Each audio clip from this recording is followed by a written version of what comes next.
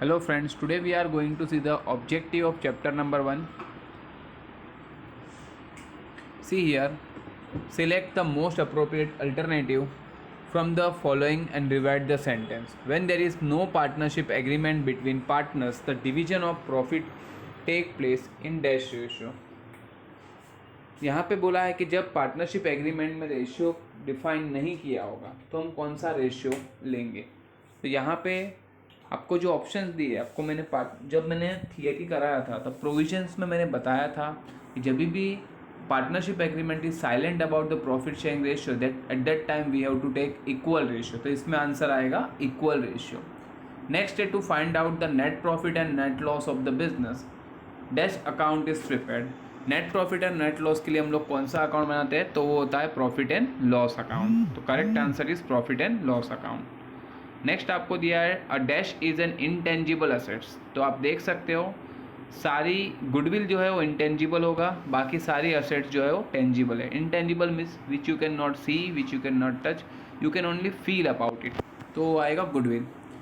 In the absence of agreement interest on loan advance by the partners to the firm is allowed at the rate of %।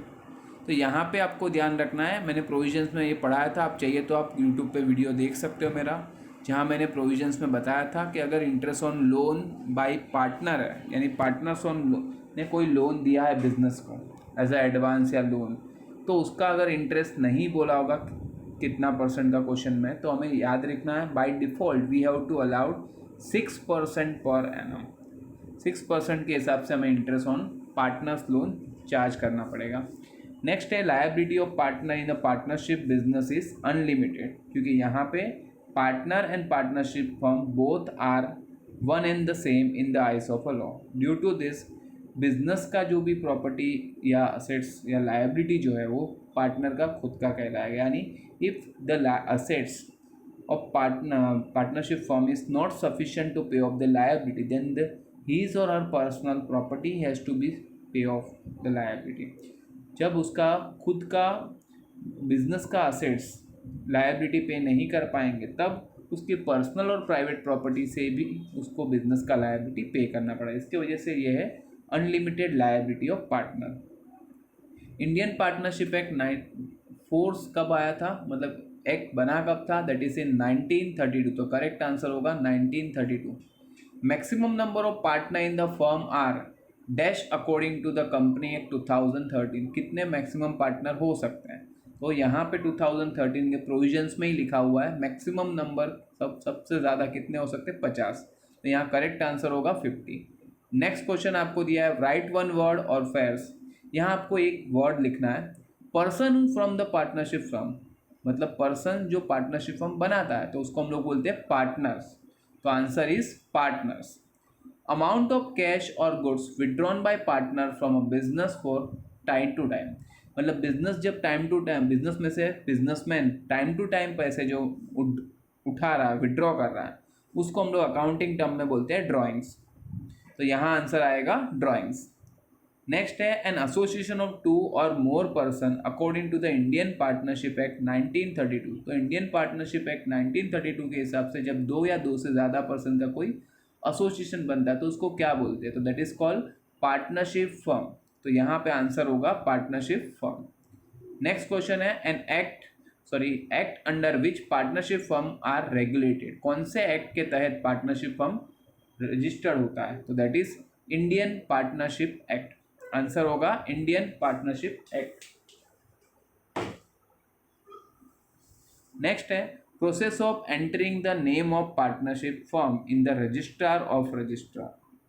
तो कौन से process से हम लोग registrar के register में हमारे कंपनी का नाम पार्टनरशिप फर्म का नाम रजिस्टर करवाते हैं, तो उस प्रोसेस को बोलते हैं रजिस्ट्रेशन। तो यहाँ पे करेक्ट आंसर होगा रजिस्ट्रेशन। नेक्स्ट है partnership firm agreement is written form, उसको क्या बोलते हैं, जो रिटन फॉर्म में पार्टनरशिप एग्रीमेंट होता है उसको बोलते हैं पार्टनरशिप डीड। तो answer is partnership deed here. Next है आगे under this method capital balance of partners remain constant. यहाँ पे कैपिटल में कोई चेंज नहीं आएगा, तो वो मेथड को हम लोग बोलते हैं फिक्स कैपिटल मेथड, जहाँ हम लोग कैपिटल को फिक्स रखते हैं और जो भी वर्किंग रिक्वायरमेंट होगा उसके लिए हम लोग पार्टनर्स करंट अकाउंट प्रिपेयर करते हैं। तो इस मेथड को हम लोग बोलते हैं fix capital method. Proportion in which partner share profit, partner जो जिस रेशियो में प्रॉफिट शेयर करते हैं उस प्रपोर्शन को बोलते हैं प्रॉफिट शेयरिंग रेशियो। तो correct answer is profit sharing ratio. Next है such capital method in which only capital account is maintain for each partner. वो कौन सा कैपिटल मेथड है जहाँ पे हम लोग सिर्फ कैपिटल अकाउंट ही बनाते हैं, तो उसको बोलते हैं फ्लक्चुएटिंग कैपिटल मेथड। जहाँ दोनों बनाते हैं पार्टनर्स कैपिटल और पार्टनर्स करंट उसको बोलते हैं फिक्स कैपिटल मेथड। जहाँ एक ही अकाउंट बनता है पार्टनर्स कैपिटल उसको बोलते हैं फ्लक्चुएटिंग कैपिटल मेथड। तो यहाँ आंसर होगा fluctuating capital method. Next the account to which all adjustment are made when capital is fix. ये कौन सा अकाउंट है जहाँ हम लोग सारे एडजस्टमेंट कैपिटल फिक्स होने पे करते हैं, तो उसको बोलते हैं पार्टनर्स करंट अकाउंट। तो यहाँ करेक्ट आंसर होगा current account. Answer is current account. Next है expense which are paid before they due. Expense जब ड्यू होने से पहले पे करते हैं तो उसको हम लोग क्या बोलते हैं prepaid expense. The correct answer is prepaid expense. Next है the accounts that are prepared at the end of each accounting year. हर एक अकाउंटिंग ईयर के एंड में हम लोग जो अकाउंट बनाते हैं उसको बोलते हैं फाइनल अकाउंट। तो correct answer is final account.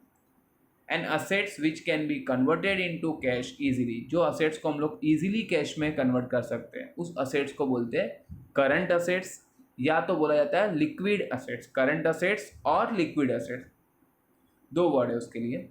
Order in which fix assets are recorded first in the balance sheet. तो कौन से ऑर्डर में हम लोग फिक्स असेट्स को सबसे पहले लिखते हैं, तो उस ऑर्डर को बोलते हैं order of liquidations. Order of liquidations. उस मेथड में हमें सबसे पहले फिक्स असेट्स लिखना होता है, फिर हम लोग करंट असेट्स लिखते हैं, तो उस ऑर्डर को बोलते हैं order of liquidations. Next the account in which selling expense of the business are recorded. वो कौन सा अकाउंट है जहां हम लोग सेलिंग एक्सपेंस को रिकॉर्ड करते हैं, वो है हमारा profit and loss account. Selling and distribution expense हमारा जाता है प्रॉफिट एंड लॉस में, इसके लिए selling expense goes to profit and loss account. Next is debit balance of trading account. Debit balance मतलब डेबिट साइड बड़ा है तो हम लोग उसको बोलेंगे gross loss. Debit balance means debit side बड़ा है, अगर डेबिट साइड बड़ा है तो हमारा क्रेडिट साइड में डिफरेंस दिखेगा, उसको हम लोग बोलते हैं ग्रॉस लॉस। वैसे ही दूसरा क्वेश्चन उससे रिलेटेड ही है, credit balance of net profit. Net profit का क्रेडिट बैलेंस यानी क्रेडिट साइड अगर बड़ा है तो हम लोग बोलेंगे नेट प्रॉफिट, तो हमारा आंसर आएगा नेट प्रॉफिट। नेक्स्ट आपको ट्रू फॉल्स विथ रीजन है, यहाँ मैंने रीजन लिखे I am just selling true और फॉल्स। देखते हैं partnership firm is non trading concern. Partnership firm non trading concern है तो फॉल्स, क्योंकि पार्टनरशिप फर्म का मेन ऑब्जेक्टिव ही क्या है अर्निंग प्रॉफिट। जो भी कंपनी का मेन ऑब्जेक्टिव प्रोवाइडिंग सर्विस होता है वो होता है नॉन ट्रेडिंग कंसर्न। जिस कंपनी का मेन एम या ऑब्जेक्टिव अर्निंग प्रॉफिट होता है उसको हम लोग बोलते हैं ट्रेडिंग कंसर्न। इसके लिए ये आंसर आपका फॉल्स होगा। Profit and loss account is a real account, तो profit and loss account real account नहीं है, फॉल्स, बिकॉज वो है नॉमिनल अकाउंट। क्योंकि हम वहाँ पे डेबिट में हमारी एक्सपेंस लिखते हैं, क्रेडिट में हमारी इनकम लिखते हैं, तो debit expense and loss, credit income and gain, वो रूल हमारा था नॉमिनल अकाउंट का। That's why profit and loss account हमारा नॉमिनल अकाउंट आएगा। ड्यू टू दिस ये क्वेश्चन जो दिया है that is false. Carriage inward is a carriage on purchase. तो कैरेज इनवर्ड मतलब क्या, जब हम लोग गुड्स बाहर से खरीदते हैं तो जो ट्रांसपोर्ट चार्ज लगता है that is called carriage inward charge. तो परचेज के ऊपर ही कैरेज इनवर्ड होता है, तो ये आंसर करेक्ट है। Carriage inward is a carriage on purchase, that is true. Next adjustment are recorded in the partners current account in a fix capital method. कि फिक्स कैपिटल मेथड जो होता है उसमें आपको पता होगा पार्टनर्स कैपिटल और करंट दोनों रहते हैं, तो हम लोग कैपिटल को ट्रांसफर करते थे लायबिलिटी में और सारे एडजस्टमेंट जो होते थे कैपिटल अकाउंट के वो हम लोग ट्रांसफर करते थे पार्टनर्स करंट अकाउंट में। तो वही यहाँ पे लिखा है, देखो adjustment are recorded in partners current account in the fix capital method, तो दैट इज करेक्ट। तो ये आंसर भी ट्रू आएगा। Prepaid expense are treated as a liability. Prepaid expense मतलब हमने जो एक्सपेंस पहले से पे कर दिया, तो प्रीपेड एक्सपेंस हमारी लायबिलिटी है, that is false. Prepaid expense आपको पता होगा तो हमारी असेट्स होती है, क्योंकि हमने हमारी एक्सपेंस पहले से अगर पे कर दी that is our assets not our liability, तो दैट्स वाई आंसर फॉल्स आएगा। नेक्स्ट आपको दिया है if partnership deed is silent, partner share profit and loss in the proportion to their capital. तो अभी हम लोग ने एक फिलअप में देखा था कि जब पार्टनरशिप डीड साइलेंट होगा तो हम लोग कैपिटल रेशियो क्या लेते हैं, profit sharing ratio, that is equal. और यहाँ बोला है कि प्रॉफिट शेयरिंग रेशियो कैपिटल लेना है, तो दैट इज फॉल्स। तो ये आंसर आएगा false. Balance sheet is an account, तो balance sheet is an account, तो आपको पता होगा हम लोग वहाँ पे बैलेंस शीट में टू और बाई तो लिखते नहीं है। क्यों नहीं लिखते, बिकॉज बैलेंस शीट हमारा स्टेटमेंट है, दैट्स वाई ये आंसर होगा false. Balance sheet is an account is false, क्योंकि बैलेंस शीट हमारा स्टेटमेंट है। Next, wages paid for installation of machinery is revenue expenditure.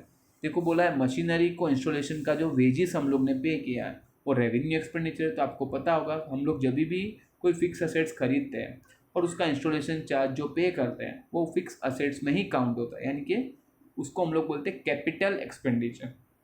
Installation charge जो होगा उसको हम लोग कैपिटल एक्सपेंडिचर काउंट करते हैं, उसको हम लोग रेवेन्यू में नहीं काउंट करते, इसकी वजह से आंसर होगा false. Income received in advance is a liability, तो कोई भी इनकम हमारे पास एडवांस में आ गई तो दैट्स उसको हम लोग क्या बोलेंगे, liability. That is correct, true, क्योंकि वो इनकम हमें एडवांस में आई है, जो हमें फ्यूचर में आने वाली थी वो हमें एडवांस में आ चुकी, जो नेक्स्ट ईयर की इनकम है तो हमारी इस साल की इनकम में हम लोग उसको काउंट नहीं कर सकते, दैट्स वाई ये साल हमारे लिए वो लायबिलिटी। नेक्स्ट है RDD is created on creditors. RDD creditors के ऊपर क्रिएट होता है, तो आपको कंसेप्ट याद होगा, तो आरडीडी जिसका होता है रिजर्व फॉर डाउटफुल डेप्ट, जो डेप्ट मिलने के चांस कम है उसके लिए हम लोग रिजर्व करके रखते हैं कुछ पैसा। तो डेप्ट हमारे पास कहाँ से होता है, डेटर्स के पास से, तो रिजर्व फॉर डाउटफुल डेप्ट डेटर्स के ऊपर क्रिएट होता है, क्रेडिटर्स के ऊपर नहीं, इसके वजह से आंसर होगा false. Depreciation is not calculated on current asset, depreciation current asset के ऊपर कैलकुलेट नहीं होता है, तो दैट इज ट्रू, क्योंकि डेप्रीशिएशन किसके ऊपर कैलकुलेट होता है, फिक्स असेट्स के ऊपर, like land and building, machinery, furniture, fix assets के ऊपर, कभी भी वर्किंग कैपिटल के ऊपर यानी करंट असेट्स के ऊपर होता नहीं है। नेक्स्ट है goodwill is an intangible assets, तो ये करेक्ट है क्योंकि हम लोग को फिलिप में भी आता है गुडविल इनटेंजिबल असेट्स है, तो ट्रू।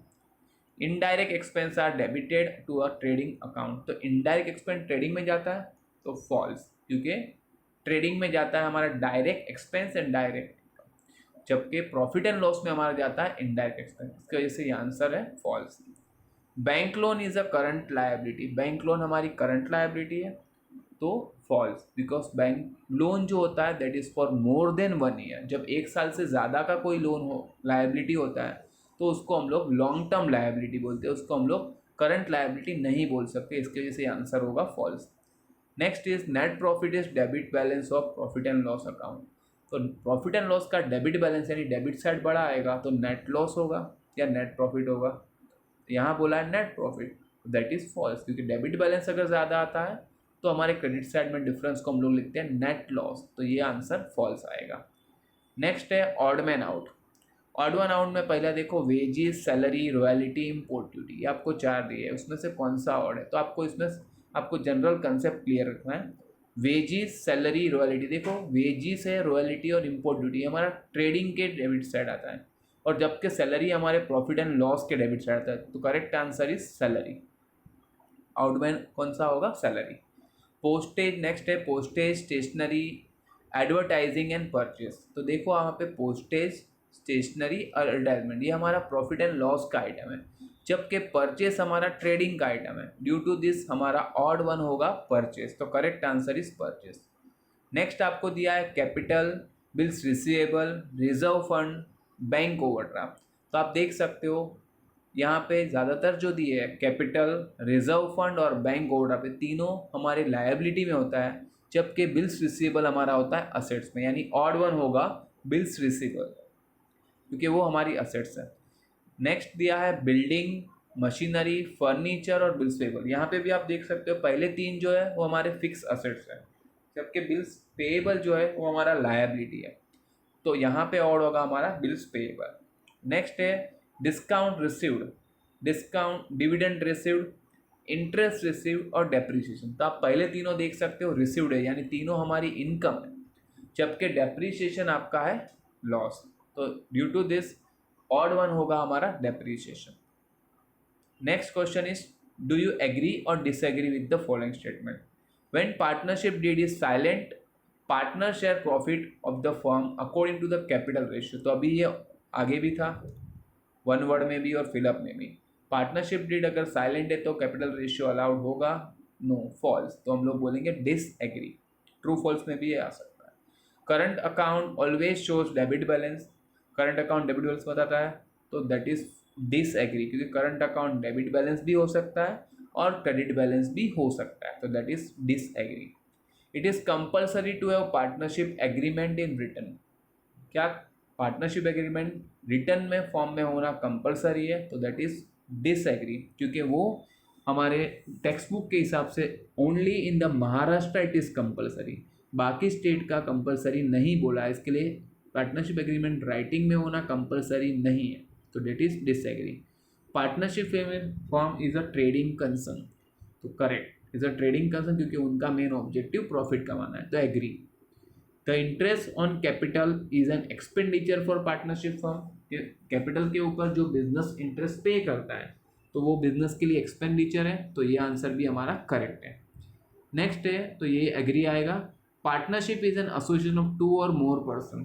पार्टनरशिप दो या दो से ज़्यादा लोगों की एक कंपनी है, तो दैट इज करेक्ट, तो agree. Partners are entitled to get a salary और कमीशन। पार्टनर्स को सैलरी और कमीशन मिलना चाहिए, तो दैट इज फॉल्स, डिसएग्री, क्योंकि प्रोविजन में ऐसा कहीं पे भी लिखा नहीं है कि पार्टनर्स को कमीशन सैलरी देना ही है। वो सिर्फ अग्रीमेंट में अगर उन्होंने लिखा है तो ही देना है, otherwise there is no compulsion at all. इसकी वजह से ये होगा disagree. Balance of capital account remain constant under the fix capital method. Fix capital method में कैपिटल अकाउंट का बैलेंस सेम टू सेम रहेगा एवरी ईयर, तो दैट इज एग्री, क्योंकि फिक्स कैपिटल मेथड में हम लोग कैपिटल को फिक्स करते हैं और जो भी बिजनेस को चलाने के लिए एक्सपेंडिचर होगा वो हम लोग करंट अकाउंट से करते हैं। Due to this fix capital method में हमारा कैपिटल फिक्स रहेगा, it's not going to change, तो ये एग्री आएगा। Indian partnership act came into the existence in the year 1945, तो दैट इज डिसएग्री, क्योंकि वो कब आया था? 1932 में, तो 1945 is a wrong, that's why disagree. Profit and loss account reflect the true financial position. Profit and loss account correct financial position reflect करता है, तो दैट इज डिसएग्री, क्योंकि financial position profit and loss account नहीं दिखाता है। Financial position हमें दिखाएगा हमारा बैलेंस शीट, तो ये फॉल्स आएगा, यानी disagree. Amount borrowed by partners from इस business will be debited to current account, तो ये एग्री है, क्योंकि उसको हम लोग बोलते हैं ड्रॉइंग, तो पार्टनर्स करंट में डेबिट साइड ही जाता है। Sold but undispatch goods must be part of valuation of closing stock. जो गुड्स सोल्ड हो चुका है लेकिन हम लोग ने डिस्पैच मतलब भेजा नहीं है, तो क्या हम लोग क्लोजिंग स्टॉक में उसका वैल्यू लिख सकते हैं? तो दैट इज डिसएग्री। यहाँ पे आंसर होगा डिसएग्री, क्योंकि सोल्ड हुआ है तो हम लोग हमारे क्लोजिंग स्टॉक में उसका वैल्यू नहीं लिख सकते। नेक्स्ट है, carriage inward is a selling and distribution overhead. Carriage inward जो है वो सेलिंग एंड डिस्ट्रीब्यूशन ओवरहेड का पार्ट है, तो दैट इज डिसएग्री, क्योंकि वो कैरेज इनवर्ड जो है वो हमारा ट्रेडिंग का पार्ट है, उसको हम लोग प्रॉफिट एंड लॉस का पार्ट नहीं बोल सकते।